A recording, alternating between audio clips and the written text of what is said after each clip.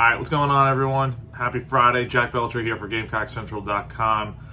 Welcome to this different edition of Leaving the Yard. I'm back at my hotel now. It's been less than 12 hours since South Carolina lost to LSU in a real, back and forth game. They lost 11-10 in the third round of the SEC tournament, and I wanted to go ahead and re-record this video because, for one, it's going on YouTube as compared to Twitter and Instagram, where I'm doing it right after the game, and there's a million different things that happened in that game last night, and I feel like I didn't really get to break them all down, at least not totally in depth. But I'm going to re-record this video and post it to YouTube today to kind of share some more in-depth thoughts, like I said, and kind of look ahead to today's game versus Kentucky and kind of what's ahead. So obviously, like I said, South Carolina did lose last night on a go-ahead RBI single off the bat of Michael Braswell in the ninth inning, and I'll start right there. Look, when he came up to bat, I think most South Carolina fans knew, okay, like,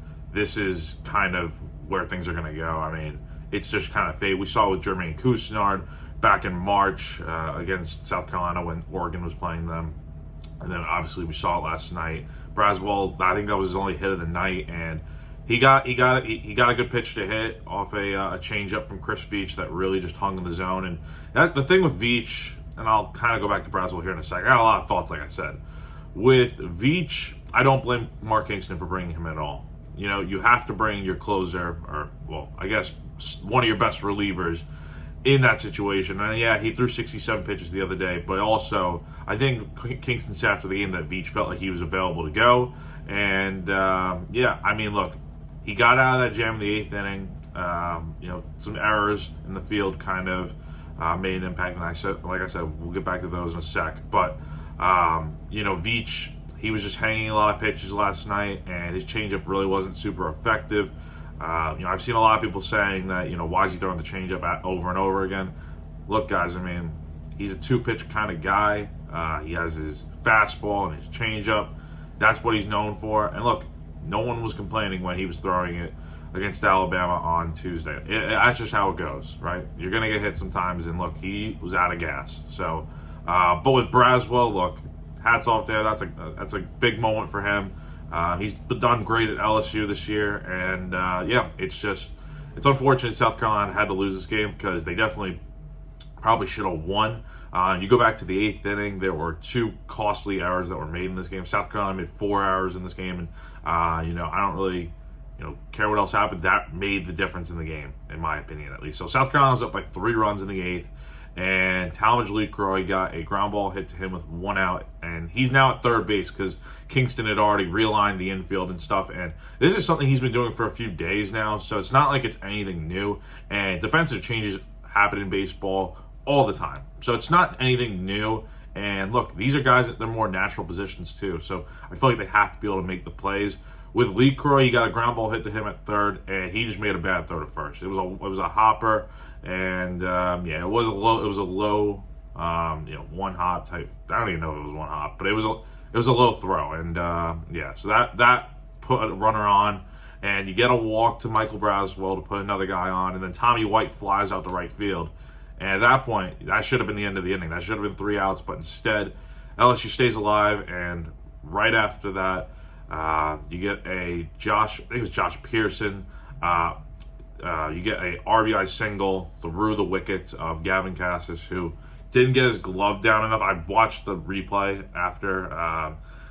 He did not get his glove down enough to make the play, and it was a hard hit ball, though. And, it had shades of Bill Buckner to it from the '86 World Series. And look, I mean, those are plays that South Carolina makes, and if they do, you win this game, I think. I mean, look, they've had a very error-filled year defensively, and I don't blame the fact that guys were moved around in the field for what happened last night. I mean, look, you got to make those plays, and I'm not going to blame kids for, making mistakes. It happens. It's baseball, but if you make those plays, I feel like you certainly do win the game. So, I know this video is running a little long, but kind of going into today a little bit with Kentucky, I really didn't know who you were going to pitch last night.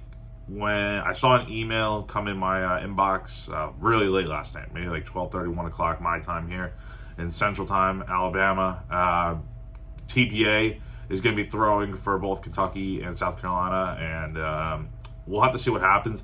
I think for Carolina, the guys that are probably available, at least in my opinion, Dylan Eskew threw like less than 30 pitches against Alabama the other day. Matthew Becker threw, I think, 38 or 39 against Alabama. So those two should definitely be available. I would expect Eskew to start. Although I just wonder, is he going to be as effective as he was against Kentucky the first time, where he threw 6 1/3 shutout eggs? That's where I'm kind of wondering. And he's been pitching a little better recently with these shorter outings, but I would kind of wonder, you need some length out of someone, and I think maybe Eskew can be that guy. I just wonder if he's going to be able to kind of repeat what he did about a month ago. And then you have Roman Kimball available. Parker Marlott was throwing last night. So those are two other guys I definitely could expect to get some time. Drake Quinn, Joey Wittig, and then obviously Garrett Gainey can definitely come in if you need him to, but we'll have to see what happens. I do think if you can find a way to win today, save him for tomorrow against LSU again.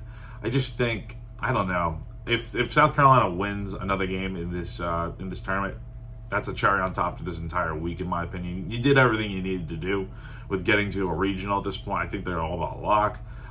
But it's just also like, you're out of pitching at this point, in my opinion. I mean, you got some guys left, but it's like no one at this point is going to be 100%.